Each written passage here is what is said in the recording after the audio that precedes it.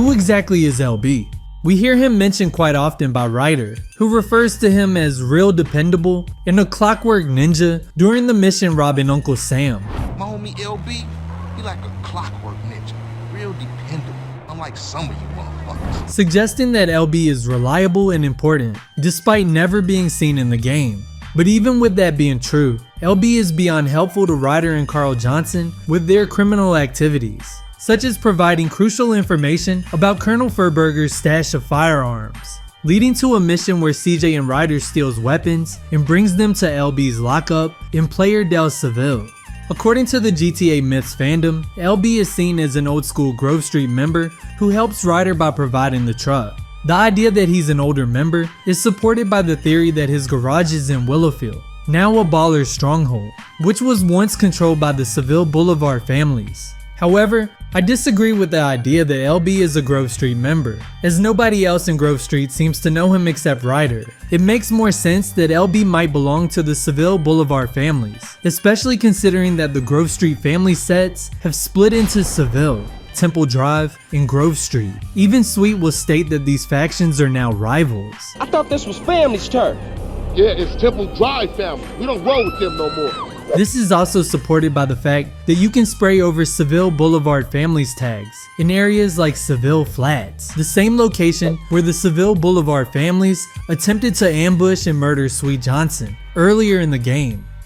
At first, I thought LB could be an alias or made up person made by Ryder so he could bring forth certain information and avoid suspicion. The GTA Myths website will also suggest that Ryder could be making up LB. It could also be that Ryder is already hinting at his connection to Big Smoke's alliance during the mission.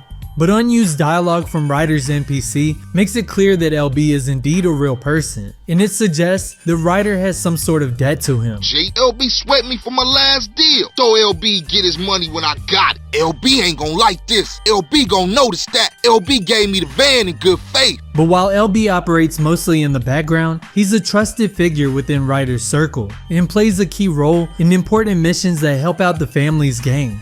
This aligns with the Seville Boulevard family's push for control over the drug trade, while still maintaining a relationship to the family's alliance. And even though it's not confirmed that LB had some involvement in the hit on Sweet Johnson, which tragically resulted in CJ's mother's death, it is possible when you listen to the unused dialogue, hinting that LB owns the lockup used by CJ and OG Loke to store the sound van during the Life's a Beach mission, which can also be spotted in the game's introduction.